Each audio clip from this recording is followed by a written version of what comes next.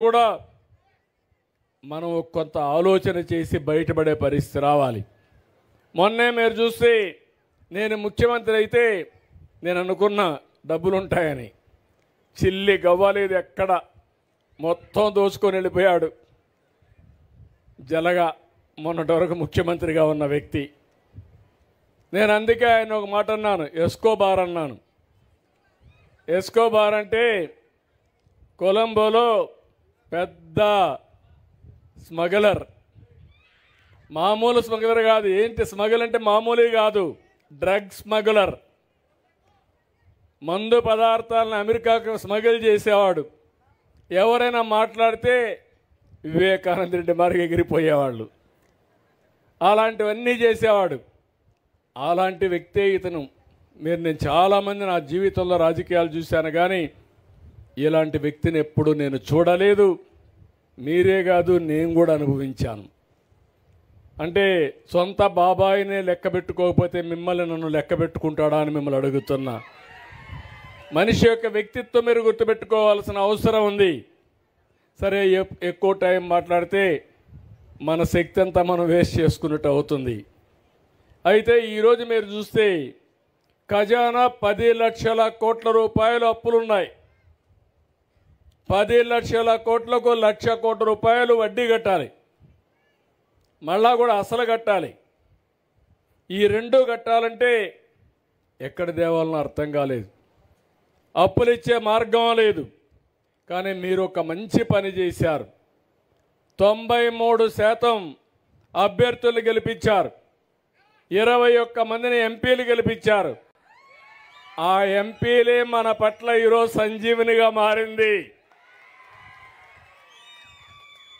కేంద్రంలో పనులు చేసే విధానానికి శ్రీకారం చుట్టాం.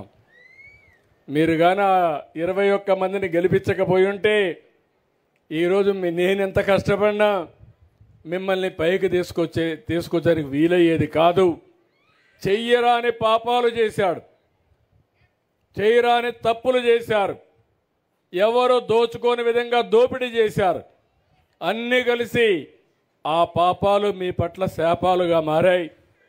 ఆ శాపాలను తొలగించి ఈరోజు ముందుకు పోవాలంటే ఎక్కడ లేని శ్రమ ఉంది. కానీ నాకు ఒక ఆలోచన ఉంది.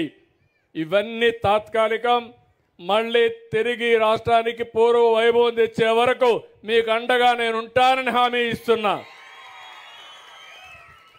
అందుకే ఈరోజు మీరు ఒక్కసారి చూస్తే ఇరిగేషన్ శాఖ, నేను ఆ రోజు ఇక్కడ ఆలోచించాను. కేఈ కృష్ణమూర్తి గారి ఆధ్వర్యంలో అన్ని చెరువులకు నీళ్లు తేవాలని, అందరి నీవా ద్వారా వచ్చే నీళ్లు అన్ని చెరువులకు ఇవ్వాలని. వేదవతి ఇరిగేషన్ ప్రాజెక్ట్ వస్తే ఈ కరువు జిల్లాలో ఉపయోగపడుతుందని, గోదు రాఘవేంద్ర కానీ లేకపోతే గుండ్రేవులు కానీ కేసీ కెనాల్ కానీ ఇవన్నీ కూడా తీసుకొచ్చి ఈ ప్రాంతాన్ని అభివృద్ధి చేయాలని మనం ముందుకు పోయాం. ఒక్క తట్ట మట్టేయలేదు, ఒక్క ఎకరాకు నీళ్లు ఇవ్వలేదు. నేను అడుగుతున్నా, ఎప్పుడన్నా ఒక్క ఎకరాకు నీళ్లు చూశారా అందరి నీవా అని మిమ్మల్ని అడుగుతున్నా. నేను ఆ రోజు మీ అందరికీ మైక్రో ఇరిగేషన్ కింద తుంపర్ల సేద్యం, బిందు సేద్యం, రాయలసీమలో 90% సబ్సిడీతో ఇచ్చా. ఈరోజు ఉన్నాయని మిమ్మల్ని అడుగుతున్నా. ఒక్క ఎకరాకు ఇచ్చే పరిస్థితుల్లో లేరు. ఇంకో పక్కన మీరు చూస్తే ధాన్యం పండిస్తే డబ్బులు ఇచ్చే పరిస్థితి లేదు. అప్పులు పెట్టిపోతే 1,674 కోట్ల రూపాయలు అప్పులు కట్టి మళ్ళీ రైతాంగాన్ని ఆదుకునే పరిస్థితికి వచ్చాం. ఈరోజు మీరు ఒకే విషయం గుర్తుపెట్టుకోవాలి. వాళ్ళు చేసిన విధ్వంసం నుంచి శిథిలాలు తొలగించి మళ్ళీ అడుగడుగు బ్రిక్ ఒక్కొక్క ఇటుక పేర్చి మళ్ళీ పునర్నిర్మాణం చేసే కార్యక్రమానికి శ్రీకారం చుట్టాం. నేను ఎప్పుడూ చూడలేదు. అధికార యంత్రాంగం నిర్వీర్యమైపోయింది. 5 ఏళ్లు పనిచేసిన దాఖలాలు లేవు. దానివల్ల ఏం చేయాలన్న డైరెక్షన్ లేదు. ఒకవేళ డైరెక్షన్ ఉన్నా చేయడానికి డబ్బులు లేకుండా నిర్వీర్యమైపోయే పరిస్థితికి వచ్చారు. అక్కడి నుంచి వాళ్ళను కూడా సమర్థవంతంగా పనిచేయించడానికి ముందుకు పోతున్నాం. నేను వచ్చిన మొదటి రోజునే సంతకాలు పెట్టాను, మీకు అందరికీ జ్ఞాపకం ఉంటుంది. మెగా డిఎస్సి 16,347 ఉద్యోగాలు. ఇవన్నీ కూడా డిసెంబర్లో పరీక్షలు అవుతున్నాయి. పరీక్షలు అవుతానే ఉద్యోగాలు ఇప్పించే బాధ్యత నాదని మీ అందరికీ హామీ ఇస్తున్నాను. అదే కాదు, యువత చదువుకోనున్నారు, మీ అందరికీ ఉద్యోగాలు ఇవ్వాలి. 20 లక్షల ఉద్యోగాలు ఇస్తానని చెప్పాను. దానికోసమే ప్రణాళికలు తయారు చేసుకున్నాను. ఈ 20 లక్షల ఉద్యోగాలు ఏ రంగాల్లో వస్తాయో అవన్నీ కూడా అంచనాలు వేసుకుని ఎక్కడికక్కడ ఉద్యోగ కల్పన కోసం ముందుకు పోతున్నాం. ఇండస్ట్రీస్, పరిశ్రమలు చూశారు, ఎక్కడ పరిశ్రమలు వచ్చే పరిస్థితే లేదు. కానీ ఈరోజు నేను ఆలోచించింది, ఎట్టి పరిస్థితులు కూడా మళ్ళా పరిశ్రమలు తేవాలని ఎక్కడికక్కడ ప్రయత్నాలు చేస్తున్నాం. కొన్ని మీరు చూస్తే ఇక్కడ ఉండేవాళ్ళు, ఈ ప్రాంతంలో పుట్టిన వాళ్ళు కూడా ఇక్కడ పరిశ్రమలు పెట్టాలనుకుని వీళ్ళకు భయపడిపోయి వీళ్ళ వాటాలు, కబ్జాలు, దౌర్జన్యాలకు భయపడి వేరే రాష్ట్రాలకు వెళ్ళిపోయే పరిస్థితికి వచ్చారు. వాళ్ళందరినీ ఒకరిని తీసుకొస్తున్నాం. నిన్నే చూశారు, విశాఖపట్నంలో లూలు గ్రూప్ వచ్చారు. వాళ్ళు వస్తే కొన్ని వేల ఉద్యోగాలు వస్తాయి. అదే మాదిరిగా పరిశ్రమలు మన ప్రాంతంలో మీరు చూస్తే రాయలసీమని గ్రీన్ ఎనర్జీ హబ్గా సోలార్ కానీ విండ్ కానీ ఈ రెండు కరెంట్ ఉత్పత్తి చేసే పరిస్థితికి వస్తుంది. ఇది వస్తే 7,50,000 మందికి ఈ ప్రాంతంలో, రాష్ట్రంలో ఉద్యోగాలు వచ్చే పరిస్థితికి వస్తాయి. అందుకే ఇంకొక పక్క ఆలోచించాను, గవర్నమెంట్ ద్వారా ఉద్యోగాలు ఇస్తాం, ప్రైవేట్ ద్వారా ఉద్యోగాలు ఇస్తాం. ఇవి కాకుండా ఇప్పుడు కూడా అడిగాను, ఈ ఊరిలో 10 మంది 15 మంది వేరే ప్రాంతాల్లో పనిచేస్తున్నారు, అమెరికాలో కూడా పనిచేస్తున్నారు. సాంబశివారెడ్డి కొడుకైతే అమెరికాలో, వేణు అయితే అమెరికాలో పనిచేస్తున్నాడు. కానీ ఈ ఊర్లో ఉండేవాళ్ళు కొంతమంది ఇక్కడే ఉన్నారు. నేను అందుకే కొత్త ఆలోచన చేస్తున్నాను.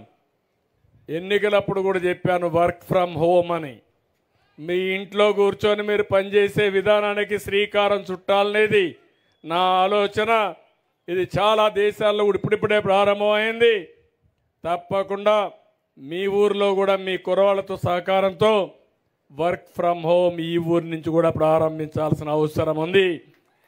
అవసరమైతే ఈ ప్రాంతంలో మళ్ళీ వర్క్ స్టేషన్లు కూడా పెడతాం.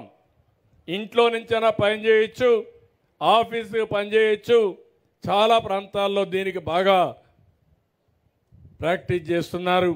దీనివల్ల మంచి ఫలితాలు వస్తున్నాయి. నేను ఒకటే మీ అందరికీ చెప్పేది, ప్రతిరోజు నేను లెక్క వేయమన్నాను, కంప్యూటరైజ్ చేయమన్నాను.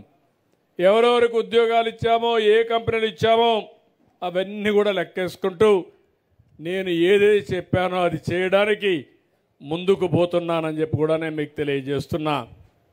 రెండో కార్యక్రమం మీరు చూశారు, ఎప్పుడూ లేని సమస్యలు వచ్చాయి.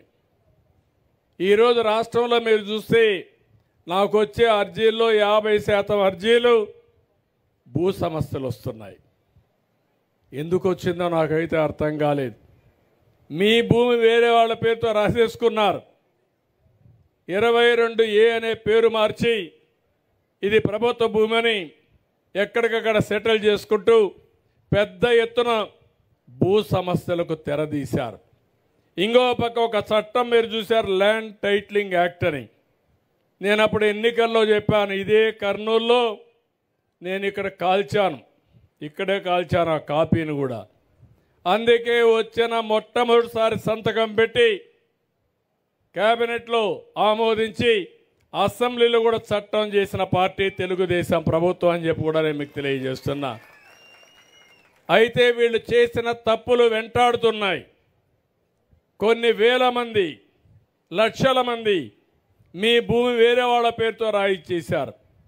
ఇంకో పక్క సర్వే అనే పేరు పెట్టి ఆ సర్వేలో మీరు ఒకసారి చూస్తే ఎక్కడికక్కడ బౌండరీస్ మార్చేసే పరిస్థితికి వచ్చారు, సరిహద్దులు మార్చేసే పరిస్థితికి వచ్చారు. అవన్నీ కూడా సెటిల్ చేస్తున్నాం. ఇంకో పక్క మీ పట్టాదారు పాస్ పుస్తకం మీద ఆనాటి ముఖ్యమంత్రి ఫోటో, మీ తాత మీ నాన్న మీ ముత్తాత వాళ్ళు ఇస్తే ఆస్తులు ఇస్తే దానిపైన బొమ్మ వేసుకునే పరిస్థితికి వచ్చాడు. ఇప్పుడు నేను మారిస్తే నేను కూడా నా బొమ్మ వేసుకోవచ్చు. నా బొమ్మ వేసుకోవడం లేదు.